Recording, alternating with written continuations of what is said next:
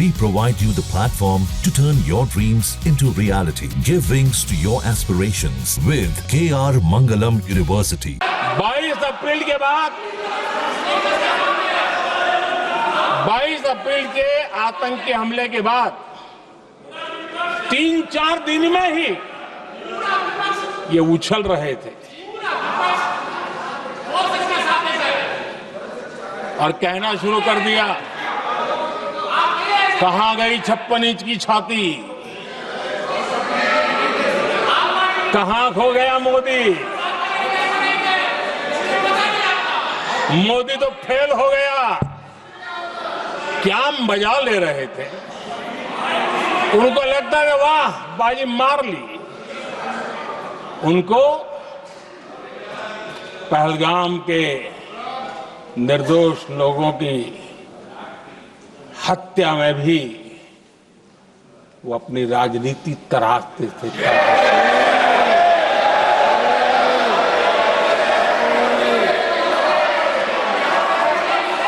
अपनी स्वार्थी राजनीति के लिए मुझ पर निशाना साध रहे थे, लेकिन उनकी ये बयानबाजी, इनका छिछोरापन देश के सुरक्षा बलों का मनोबल गिरा रहा था।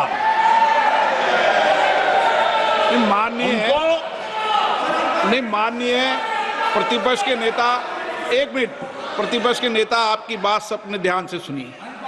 आप बेटे कांग्रेस कर रहे हैं और कुछ नेताओं को पीछे से, ये उचित नहीं है आपके लिए। न भारत के सामर्थ्य पर भरोसा है और न ही भारत की सेनाओं पर।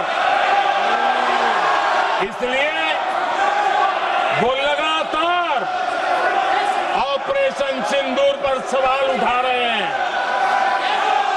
ऐसा करके आप लोग मीडिया में हेडलाइंस तो ले सकते हैं, लेकिन देशवासियों के दिलों में जगह नहीं बना सकते।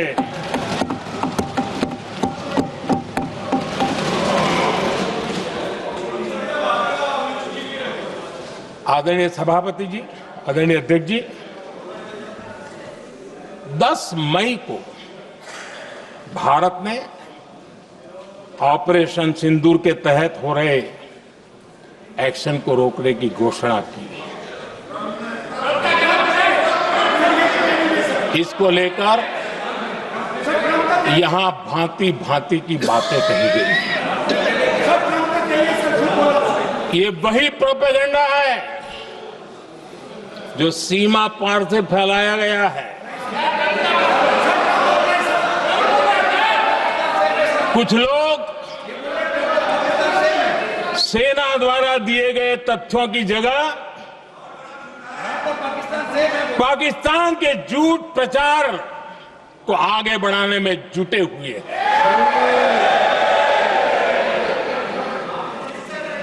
जबकि भारत का रुख हमेशा स्पष्ट रहा है। आदरणीय अध्यक्ष जी, कुछ चीजें मैं जरा स्मरण भी कराना चाहता हूं। जब सर्जिकल स्ट्राइक हुआ,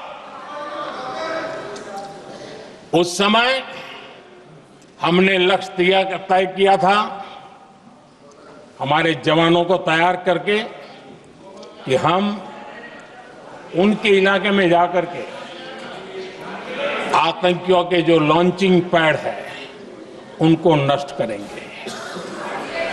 और सर्जिकल स्ट्राइक, एक रात के उस ऑपरेशन में हमारे लोग सूर्योदय होते होते काम पूरा करके वापस आए। लक्ष्य निर्धारित था कि ये करना है। जब बालाकोट एयर स्ट्राइक किया तो हमारा लक्ष्य तय था कि आतंकियों के जो ट्रेनिंग सेंटर्स है, इस बार हम उसको तबाह करेंगे, और हमने वो भी करके दिखाया। ऑपरेशन सिंदूर के समय हमारा लक्ष्य तय था और हमारा लक्ष्य था कि आतंक के जो एपी सेंटर है और पहलगाम के आतंकियों को जहां से पुरजोश योजना बनी, ट्रेनिंग मिली, व्यवस्था मिली, उस पर हमला करेंगे। हमने उनके नाभि पर हमला कर दिया।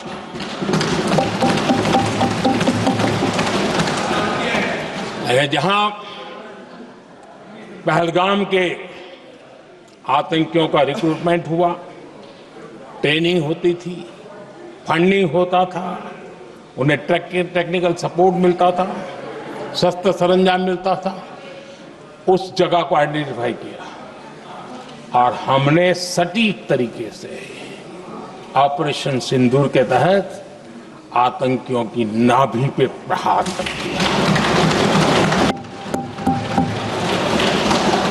और इस बार भी हमारी सेना ने 100% लक्ष्यों को हासिल करके देश के सामर्थ्य का परिचय दिया।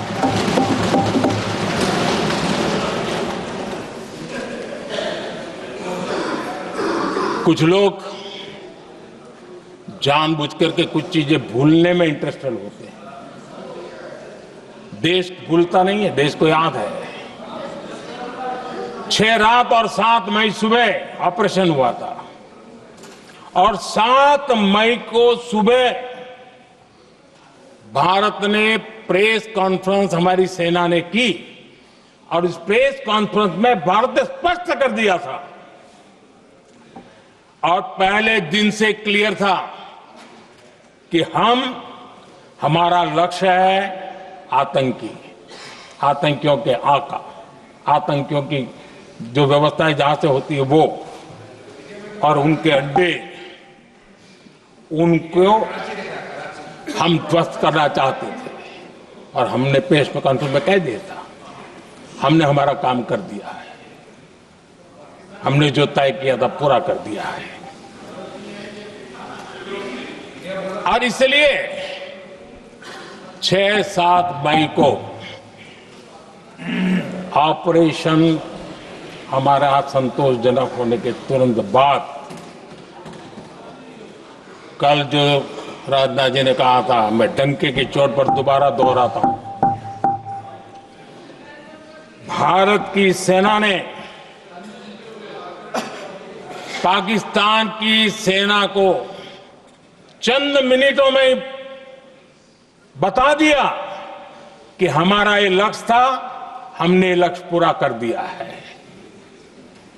ताकि उनको पता चले और हमें भी पता चले कि उनके दिल दिमाग में क्या चलता है।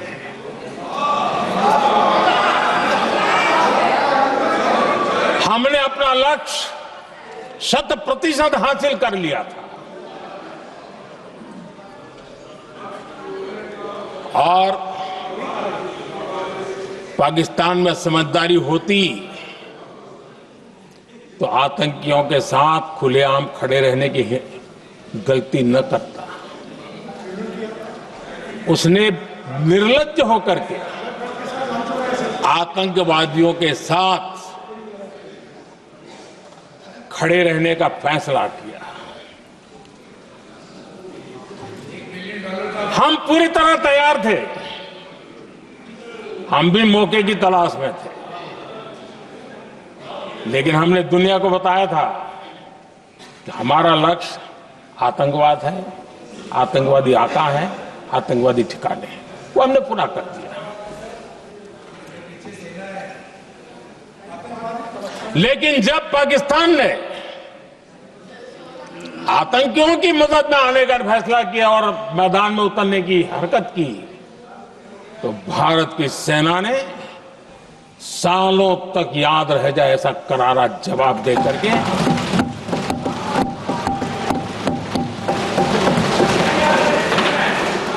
नौ मई की मध्य रात्रि और 10 मई की एक प्रकार से सुबह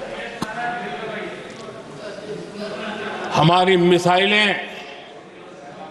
उन्होंने पाकिस्तान के हर कोने में प्रचंड प्रहार किया।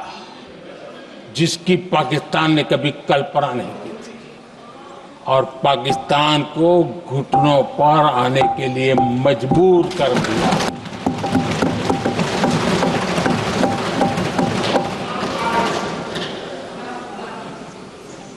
और आपने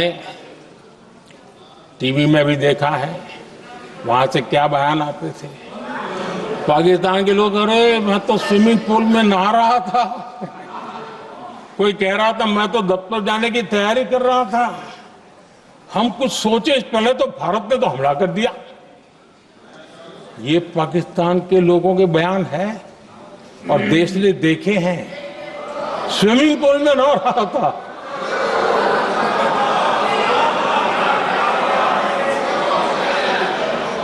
और जब इतना कड़ा प्रहार हुआ, पाकिस्तान ने कभी सोचा तक नहीं था, तब जाकर के पाकिस्तान ने फोन करके डीजीएमओ के सामने फोन करके गुहार लगाई, बस करो, बहुत मारा, अब ज्यादा मार झेलने की ताकत नहीं है, प्लीज हमला रोक दो। ये पाकिस्तान के डीजीएमओ का फोन था। और भारत ने तो पहले दिन ही कह दिया था, 7 तारीख सुबह की प्रेस देख लीजिए, कि हमने हमारा लक्ष्य पूरा कर दिया है, अगर आप कुछ करोगे तो महंगा पड़ेगा। जहाँ भक्ति है हर शब्द में, कथाओं में छुपे हैं दिव्य रहस्य और ज्योतिष देता है जीवन को दिशा। धर्म से जुड़ी हर बातों को जानने के लिए हमारे चैनल स्तुति को सब्सक्राइब करें। चैनल पर जाने के लिए इस लिंक पर क्लिक करें।